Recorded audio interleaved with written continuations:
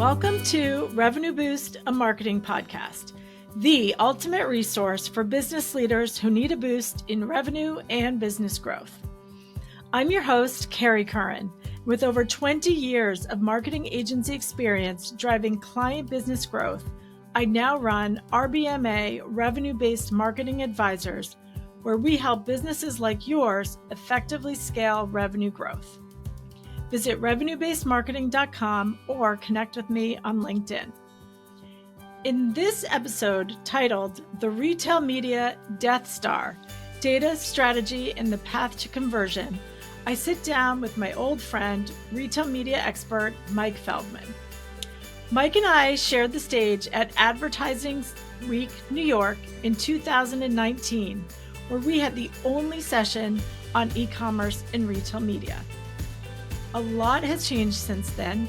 Today, Mike is the head of retail media at VaynerMedia.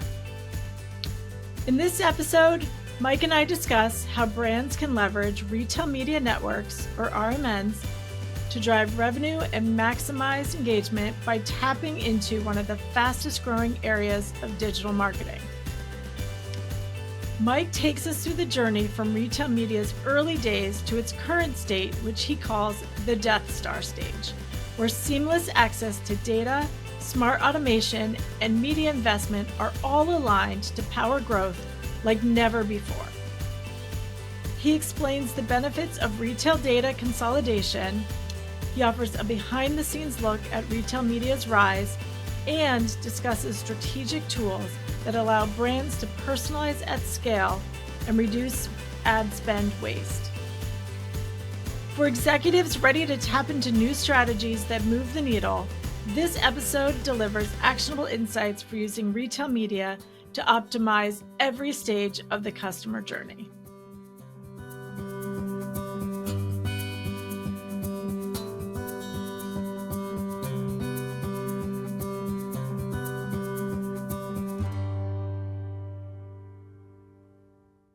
And welcome, Mike. Thank you for joining us today. I'm very excited to have you on. Please introduce yourself and share a bit about your background and expertise. Yeah, absolutely. Thanks for having me, Kerry. I'm Mike Feldman. I lead the retail media practice at VaynerMedia. This is actually my third time building out a retail media practice. The first time is where we originally crossed paths when I was building out the retail media practice at Georgia Pacific. Angel Soft toilet paper, Brawny paper towels, all the very cool stuff. Since have built out the retail media practice at Dentsu, so spent a lot of time there on the agency side working with great agency brands like Merkle, 360i, iProspect, Kara, with really large CPGs, doing all that on both the buy side and the sell side of the industry. And then 7 months joined the Vayner crew, and so in my role here, really trying to build out the retail practice, as well as I get the fun pleasure of tapping into all the wonderful little things that Gary and VaynerX have going on to create more retail, commerce, other capabilities. So no shortage of things going on. No, absolutely, Mike. And always great to catch up with you because you always have your eye on kind of the key opportunities within the industry and what's coming next. So we have lots to talk about today. So, as you mentioned, you and I have known each other a long time, and 8 years, 6 years, but in that time, the landscape for e-commerce and retail media has exploded. We were talking about, I think it was 2019 that we were on the stage together at Advertising Week, and we were the only e-commerce or Amazon panel at all of Advertising Week. It was you, me, we had representation from Xaxis and then ImpactView. And so I always think back to that because even at the time we were like, isn't it weird that we're the only ones here talking about this? But now all of Ad Week is e-com retail media, at least last year. And Cannes was all about retail media. Yeah. So we've had a front row seat. It's one of my favorite topics of conversation because it's been amazing to watch the rapid evolution. So talk to me about, you're obviously have been a lot closer to it. Tell me of what you've seen and what your thoughts are there.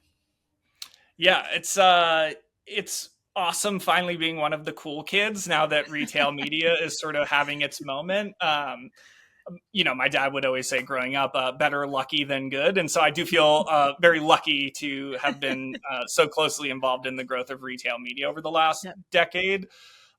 So I'd even say like where we started to interact and like even if you go back a couple years before that, Yeah. I was in a role at Zenith on the agency side and working really closely with Georgia Pacific. And Hmm. so they had actually at the time, I think it was, they might have been the very first to do a Amazon upfront with like Amazon advertising.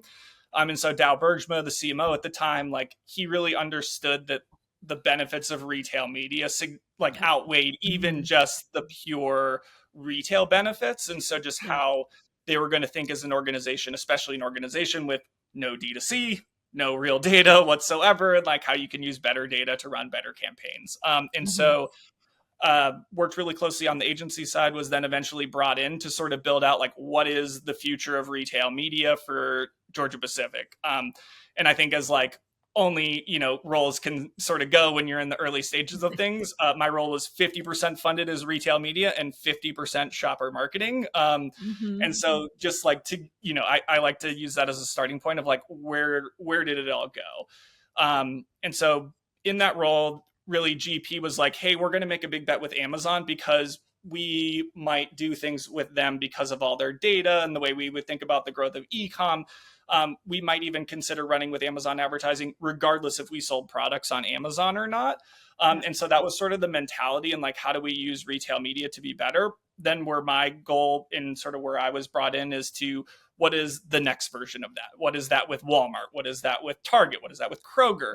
And so really that became a big part of my remit. And I really think that's also where retail media has gone. You go from like, hey, we were doing this stuff in, shopper marketing. Maybe we were Right. paying a lot, not getting a lot of transparency. Well, like, hey, retail media is more transparent, more self-service, more cost efficient, higher performing. And so we started to see a lot move in that area and just frankly like catch up to like where they should have been, frankly. You look at like things like I remember back when we started interacting, like we were looking at like viewability rates for like Hmm. off-site retail media compared to brand media, and it was like a third. And so like just you were paying like high premiums for low quality. And so I think we finally caught up there where like that's where shopper marketing then became retail media. Now where it's all going is just like a whole different beast as I think like really retail media is just more of all the greatness that marketing has to offer, just more data tied to actual conversion, lots of people. And so it's just been taking all that sort of those principles and exploding it, taking it not only on like the shopper or the retail specific lens, but then like what does this data do nationally, broader and broader and broader and bigger. And that's where it continues to go. And then Yeah. ends up in It's Cannes and places like that. right. And and so, you know, sometimes I look at it, especially having seen the evolution and knowing what else is out there. It feels a little bit like the shiny object, like back in the day when people would say we're doing Facebook because we should be doing Facebook. It's like the new hot thing.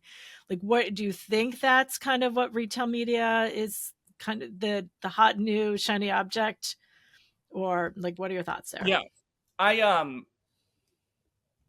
a little bit yes, a little bit no. Yeah. I would say there's two charts that I always like looking at. Like one is looking at the trajectory and growth of retail media, and like you see that going 20% year over year. Yeah. There's another chart in eMarketer that I really like that shows like basically how quickly search, social, and retail media all took to get from 1 billion to 30 billion. Hmm. And I think like to me that's really the chart to look at because like yes, retail media, there's shiny things like there's better data and all this kind of stuff at the same time for like a lot of our CPG clients and things like that, like the retail media network or retailer is a necessary evil. They need to be Right. on the product shelf. If Walmart is saying, hey, we're going to remove you, that's Yeah. dramatic to their business. And so anything related to Walmart is just viewed with a different set of urgency in that organization, whether it's directly connected or not.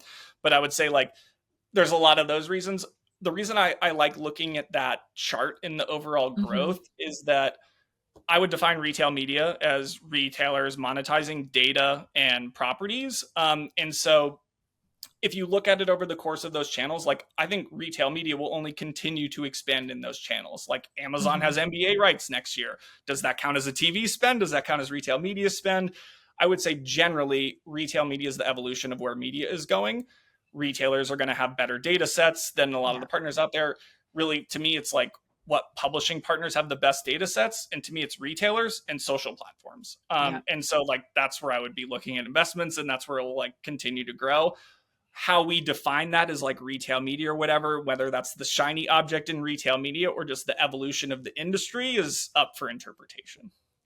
No, I mean, I definitely agree with you. And it feels like, however, if the retail media networks, they own the data, right? They own the customer data. Versus when you go to brand.com, then the retailer owns their own first party data. And how much are the retail media networks sharing that first party data? So do you feel like that's still, is there more equity in data out there, or that it should be?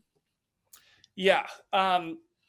It's a little bit different for everyone. And I'll say like, there's a couple different approaches. I'll say Amazon being the best, in that I really do think Amazon is treating it like a media publisher first, a retail marketplace second, in the sense that if you are a D2C brand retailer, you can actually use Amazon Marketing Cloud, work with Amazon, suppress all your loyal existing D2C shoppers, use Amazon to go after new.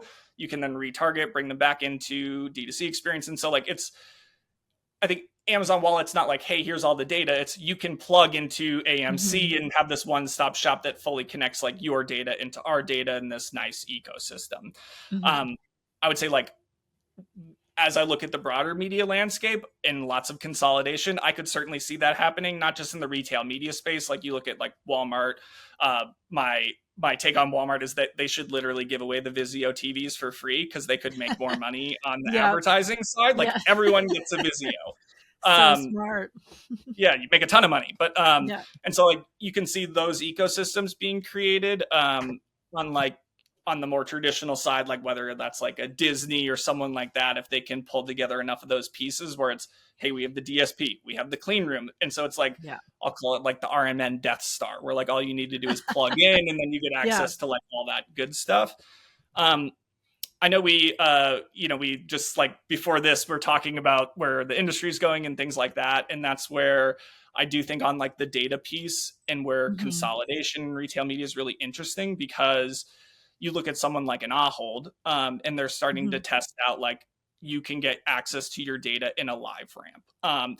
And so then the conversation is really different between the supplier. Like I'll put on my like GP hat going back in the day. So it's like, hey, we can go sell an Ahold, and then, we get instead of a slotting fee, maybe we have a data fee, and the data then becomes ours through LiveRamp, and we can use it for targeting and measurement on the back end. And like, it's a % of our overall agreement, but it's decoupling data from media.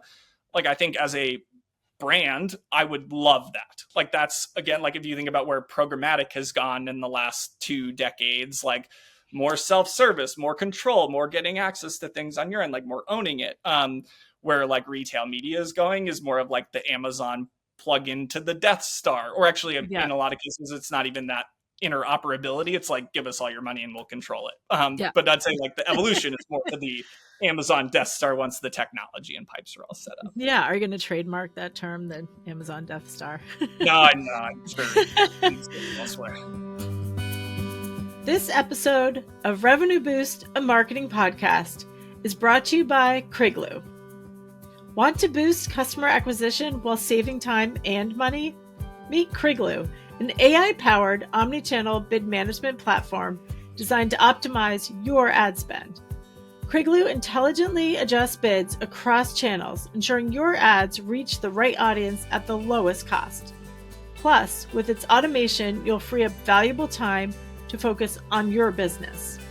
The result? Efficient, cost-effective growth, all while maximizing your marketing budget. Ready to scale smarter and faster? Visit Kriglu.com, Kriglo.com, and start saving today. So I guess it's really interesting because I think of too, specifically with Ahold, do they have, like, are they ever going to have the volume that a broader retailer is going to have to, like, or because with online grocery, yes, there's the kind of more like a Peapod kind of capability versus an Instacart, like, but that's a lot different than the volume of data that a broader multi-category retailer is going to have. Yeah. And that's like, I for sure see consolidation. And that's where I think Mm-hmm. that Mm-hmm. approach is actually sustainable. And it can go one of two ways. Like either the smaller partners are going to separate the data from the like inventory and things like that. And again, what I guess where retail media is growing, let's assume Amazon continues to grow, Walmart continues to grow, Target, Kroger, Instacart continue to grow. Like Yeah. there's not, you know, if they all grow, that size of the pie is like going to be completely knocking everyone else out. So we're going to see consolidation. And that's where like even starting to see it a Mm-hmm. little bit in like regional grocers banding up Yeah. with like a Ripple or Bridge. And so it's like, hey, if we don't have enough clout to compete, then like, can we combine enough of these non-competes to build enough of a scalable solution? And so it's like, Mm-hmm. can they network up to be big enough to compete? To answer your question really pointedly about Ahold, like, no, in the US, I do not think long term they are set up to compete. They will need to band up with other people, or, Mm-hmm. which I really like what they're doing, they will need to separate data from the media offer. And so then it's a significantly easier barrier to entry. Literally Yeah. every endemic advertiser to you that's selling product, like you can include a data fee, just like a slotting fee, and Mm-hmm. take some extra margin there. And the suppliers would love it because they get better data for better targeting, better measurement, all that good stuff. Yeah, no, it's I love it. And it's, yeah, the more sophisticated the data gets, the smarter you can get with your advertising and your targeting. So it makes sense. And it's just like it changes so fast. So you, in your current role, tell us a bit more about what you're doing and what are, so are clients coming or prospects coming to Vayner, like what are they asking you, or what are the challenges that you're seeing firsthand these days? Yeah. So I'd say one of the things that really excited me about Vayner and coming into the role here. So like previously, I have been in relatively like media specific roles for Mhm. the last decade. I mean, like client side, obviously, did some creative and things like that. But I would say my side hustle in addition to media tended to be more like sales or supply chain meetings than like joining the creative side of things. Yeah. Then so I was in like a media service line specific role. And so this was one of the things that intrigued me is like, retail media continues to grow. We went from what 35 billion to like 50 billion and continuous billions of projections, but like literally no one is investing anything in retail media creative. There's Right. no shops out there that are like, hey, we're Mhm. great at retail media creative. There's like literally everyone ignores it. And then Right. even more so, the way retail media P&Ls are set up, I think it's even harder now to fund retail media creative than ever before because like everyone's fighting for dollars between the sales team, the shopper team, the brand team, and like more and more dollars are getting moved into like sponsored products and media. And where does that come from? Eventually gets cut from like agency fees or creative fees or like non-working. Mhm. And so it's set up this world where like, you have going back to like we talked about SaaS and things like that. Like Yeah. everyone's like, oh, like I need to find cheaper and cheaper ways to do retail media creative because like there's more automation, things like that. And what's happened is we've seen 90% plus go into like sponsored product spend, Yeah. which is not long-term sustainable. And Right. so like some of the questions I'm getting from the brands and like what I'm doing in the role. So I'd say one, my role and task and remit is to like take the best of what Vayner does and bring that into the retail media ecosystem. And so one thing that Vayner does incredible is our volume model in organic social. So instead of doing like a social post in a month, we're going to do 30 in a week, use the Mhm. insights that we're getting from the platform to then create new campaigns, scale, etc. The retail media version of that is instead of doing a sponsor brand video on Amazon for a brand a year, we're going to do 30. We're then going to use things like the quick feedback loops of retail media because it's the largest first party data sets in the world tied to conversion. So you only need a couple thousand impressions to start to get a read, which like it's also mind blowing to me that we're spending billions of dollars in retail media with like a finger in the air guess as to what creative or message is going to work, Right. where we're like, putting out a couple thousand of impressions, feeling significantly more confident with what we're going to push out with the next couple billion in spend after spending a couple thousand. And so like, one, I think that's a massive opportunity. The other is just in general, and I go back to this, is sponsored products is just not sustainable. Like if you go back to the way brands were built 30 years ago, it was like, hey, we're going to dominate in national TV. And then people are going to like trip over the product in store because, you might have three brands. Giant. They're all on end cap. Yeah. It's like, the big brands and like, they're all fighting them and it's them. It's so different now, especially with like the amount of e-com purchases, like just the trading variables with the customers are so different.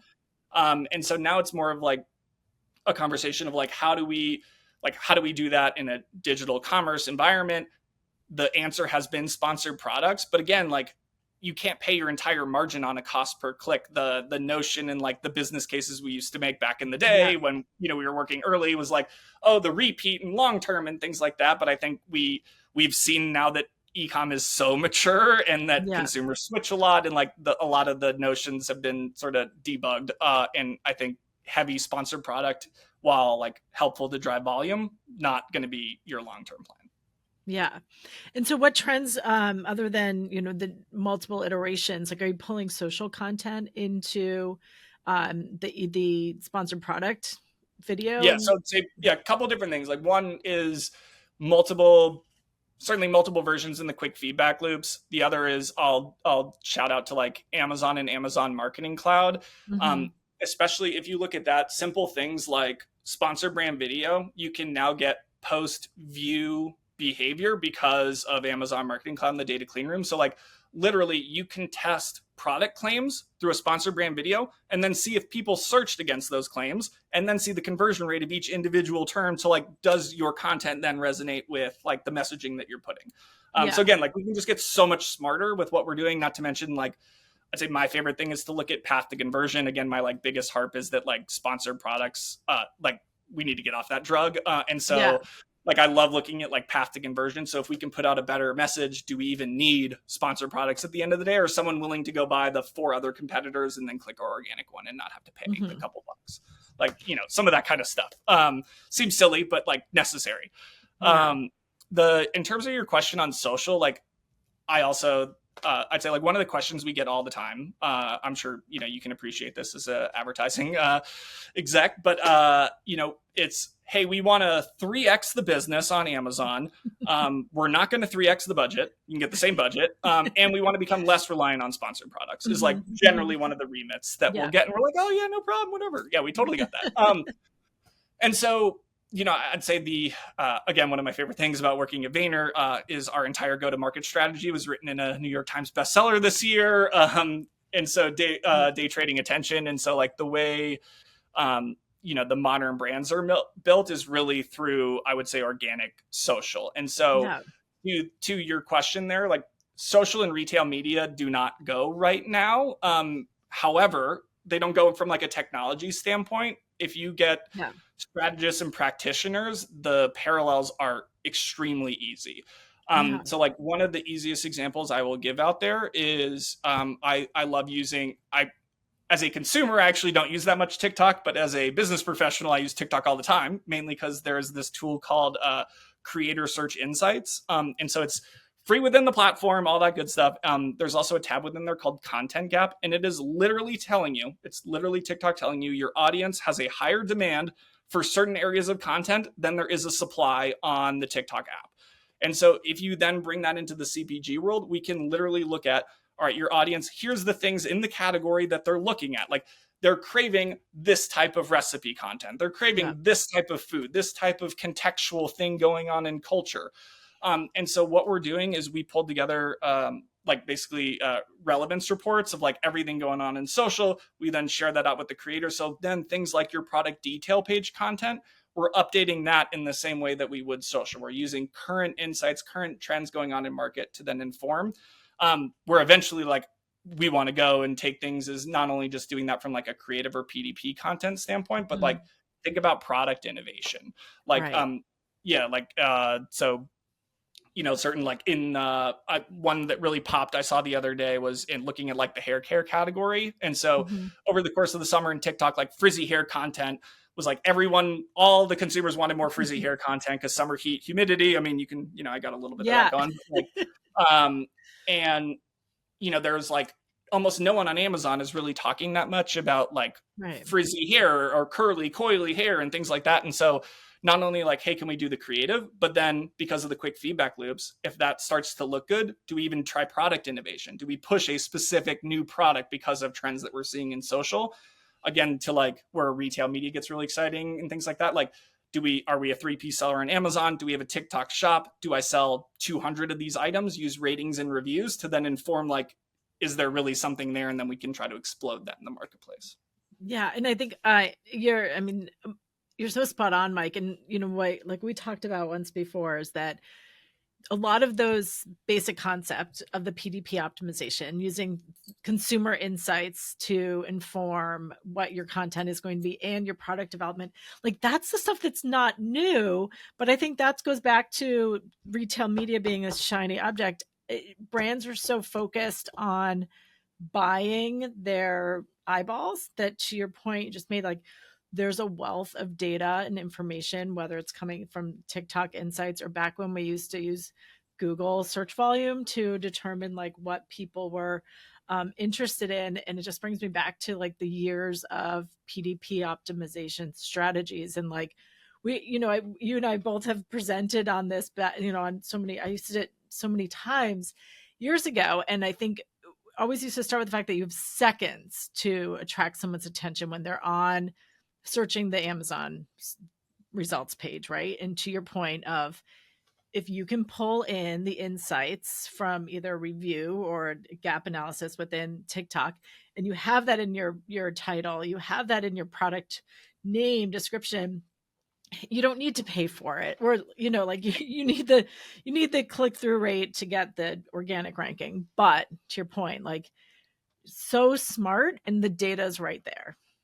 Yeah, I would say one trend in retail media that will make that harder is like everything is SaaS automation, things like that. Like I think, the the challenge I've seen in my career, especially like building out retail media teams, and I'll just say I'm super biased, but I think retail media is the toughest job out there, mainly because like if you look at some of the more junior team members, like they're working in 30 different RMNs at any Yeah. one given time. And so SaaS automation technology becomes really important just to be able to like actually do the thing of like getting things in Yeah. market in like an accurate way that we're going to drive demand or whatever. And so that's where like looking at some more manual things becomes more challenging. And so like, again, that's where I was excited to join an organization where creative and media were together, because I think if you're just making media decisions, you like automate and everything's super, super streamlined. On the Right. creative side, like people love to like really dive into it and like get into the audience and so I think retail media is best done when you can blend those worlds a little Right. bit. And so Yeah. like any ways that we can do to like basically take tons of data and get it into like a more digestible way. Like I will say the content gap is sort of manual. What I like doing is then pairing that with things like ARA keyword trend data. So like if I Yeah. see something in TikTok and I see that it's starting to like have some relevance on Amazon, like that's where then we like really will go deeper. Cause again, Yeah. like if you're running in 30 RMNs, like how many big bets can you make? And so noting to like anyone listening that if you're running across like a million RMNs, that can be challenging. So like Yeah. on the big bet front, like there's some ways to narrow it.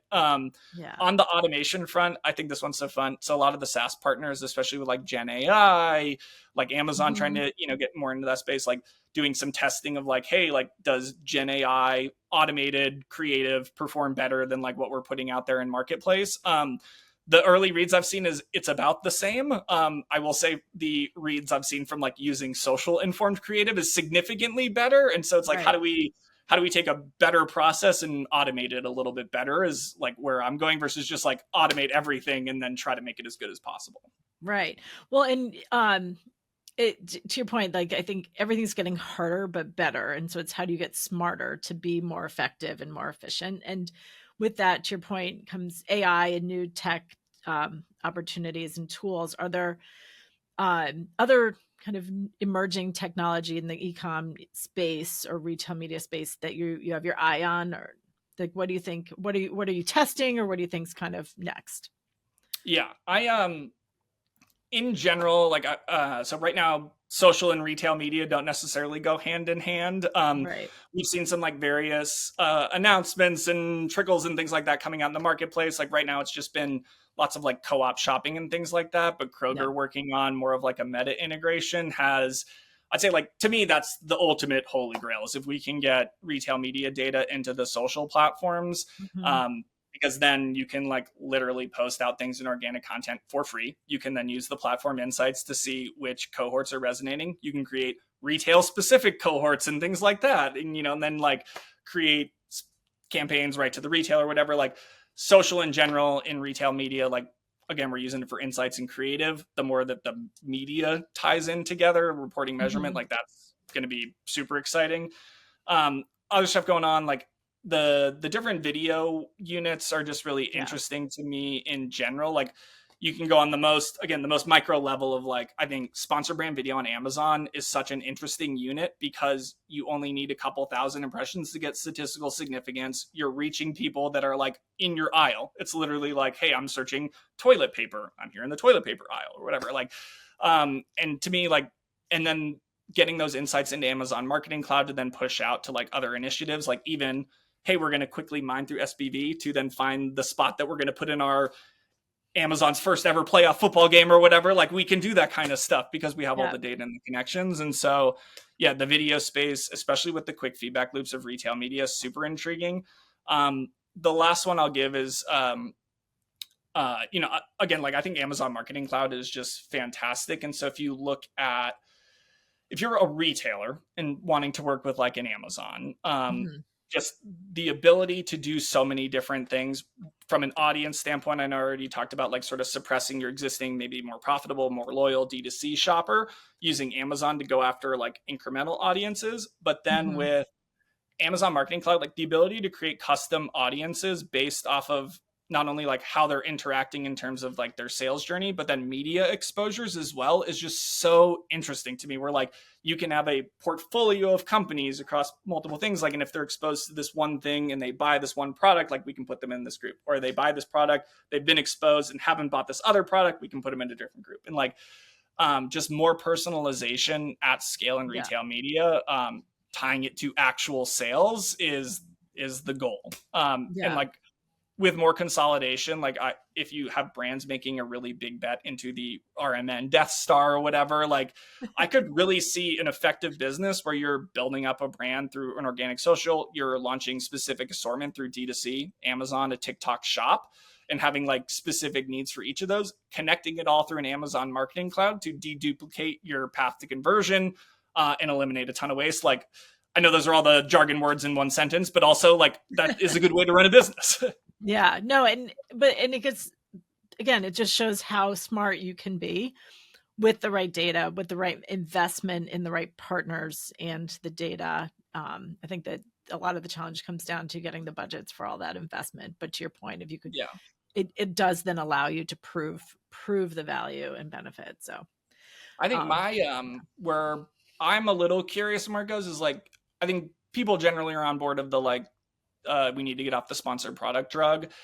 I personally do not think programmatic display banners are very effective. And so I would say that's generally like the second place we go from retail media. Everyone's like, like okay, offsite, you I mean have maxed offsite? out sponsored product Yeah. spend, I'm maxed out on site or whatever. I want to do Okay. something that's cheap and that counts to my, overall JBP commitment or whatever. And it tends to be programmatic display, especially because like video is not going to perform in the short term or whatever. Yeah. And so I think generally like that's going to be a critical point. And so like RMNs can recommend more programmatic display as just a person in the world. I don't think that is going to work, whether it shows in an MMM or not or whatever. Like, I don't think that's going to help people's business. And so thinking about like, what is the thing beyond sponsored products, feature and display in store, whatever, like, and to me, video needs to do that. That's where like the data, the better audiences, custom paths to conversion, and like certain messages based on where they are, is how retail media is going to succeed. I love this. Perfect. Mike, you are the smartest and most enthusiastic um, expert out there. So I'm very lucky and grateful to have you join today. Always great speaking with you. So thank you so much for joining our episode today. And we definitely will have you back. So much more to talk about. Thank you. My pleasure. I hope you enjoyed this episode of Revenue Boost, a marketing podcast. For more episodes and to learn how you can boost your revenue, go to revenuebasedmarketing.com. And be sure to subscribe to Revenue Boost, a marketing podcast, so you don't miss more strategies for growing your business.